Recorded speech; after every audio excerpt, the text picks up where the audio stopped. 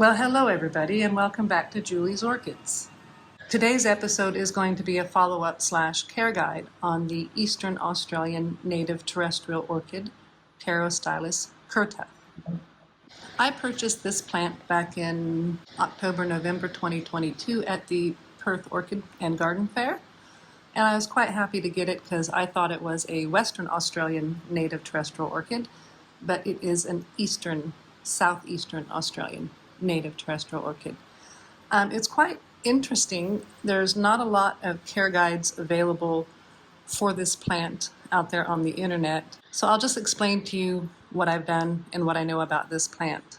Firstly off, we can see that the Growing Society has it in sort of a very sandy soil mix, and I've just left it that way. They do have what looks like some slow-release fertilizer pellets in it, and when it went into dormancy, I just left it alone. While it was awake and alive when I had it, it was in flower with very lovely glossy green leaves, and it was suggested to keep it moist, so I had it setting in a small bowl of water with maybe about that much water in the bottom, just to make sure everything was evenly moist on the top. I kept it that way after the flowers faded, and then once I started noticing the foliage fading, I just slowly reduced the watering, letting this completely dry out for a day or two in between, until all of the foliage had died back, at which time I just scraped off the dead foliage, and then I did nothing with the plant. And in doing nothing with the plant, that's where I made my first error.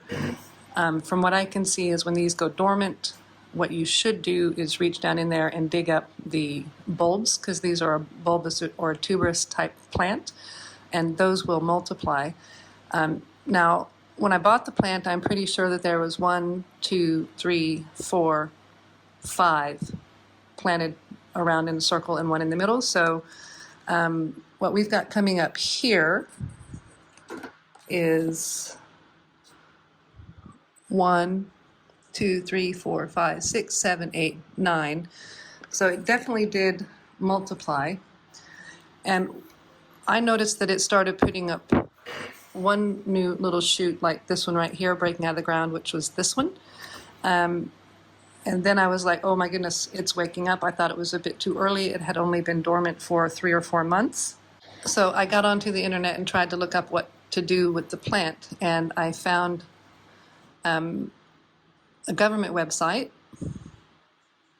that mentioned the plant. And then I did find 1 or 2 articles from Eastern Australian orchid societies and 1 or 2 videos on the internet on what to do. And so I've read and watched, and this is what I've taken from that research. So basically, once you start seeing the plants poking up through the ground, you need to just give it a littlest tiny bit of water. I would say for a pot this size, I maybe gave it 1/8 of a cup, just a little bit, not even enough to filter all the way down and to pool in the bottom of the pot, just a little bit.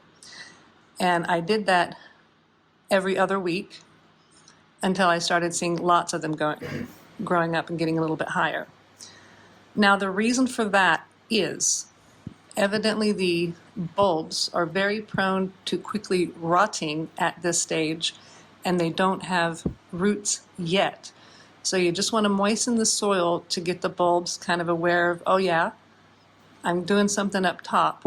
I need to start putting roots down, and just a little tiny bit of moisture for 2, 3, 4 weeks is all you need, just to keep the top layer moist to the touch. So that's what I've been doing. Now I have no idea at what point in time these bulbs are putting out roots, but I'm seeing that these are quite a few of them are quite a bit more established, and to me it's looking like that these things are putting out their flower spikes before they're putting up any foliage. Again, we're going to follow this to see, because I've never grown one of these plants successfully out of dormancy. I had an Eastern Australian Pterostylis of some sort that was gifted to me, and it did not recover from its dormancy, probably because of me. I did it wrong. So I'm hoping that this helps anyone that may have this particular species of Eastern Australian terrestrial orchid. I hope this will help you some. So we're still learning. Basically what I'm going to do now, starting with my next watering cycle, is I'm going to start adding a bit more water. I'm going to let the water wet everything enough that it runs through and collects in the bottom of the bowl. But I'm not going to leave it sitting stagnant in the bowl, so I'm going to do that, and I'm going to pour the water out. And I'm going to do that for a few more weeks, and then we'll see how things go. Like I said, I have no idea when they start putting out their foliage, but to me,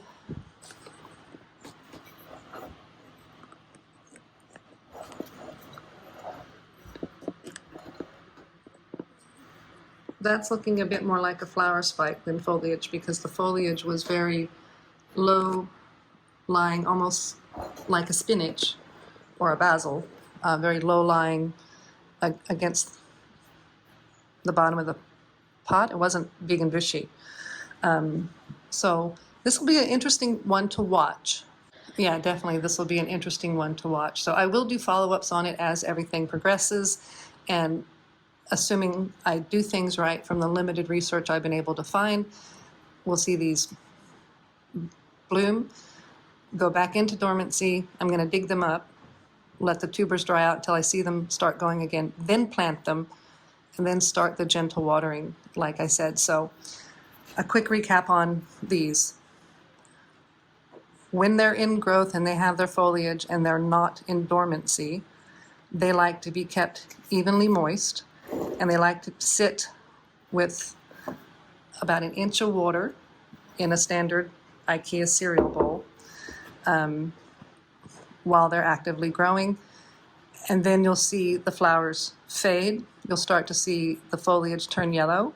You can reduce watering, but not stop it. So what I do is I water it then at this point in time when I see signs of dormancy until the water runs all the way through.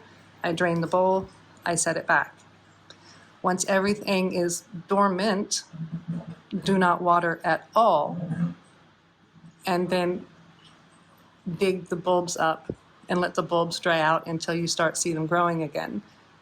And then you plant them with the growing tip up, and you gently water just a tiny bit, just enough for it to sink down and maybe get about this far, and then dry out again between your next watering until we're seeing them this big. Now, I've watered this one enough that it is watered, and probably from the weight of the pot, damp all the way to the bottom, but there is nothing sitting in the bottom of the pot. I will not be letting it sit with wet feet until I have foliage. So there you go, a quick follow-up and care guide on the Eastern Australian native Pterostylis curta terrestrial orchid. If you like the video, give me a thumbs up. A subscribe would be nice. I thank you guys very much for watching, and everyone have a happy, wonderful day.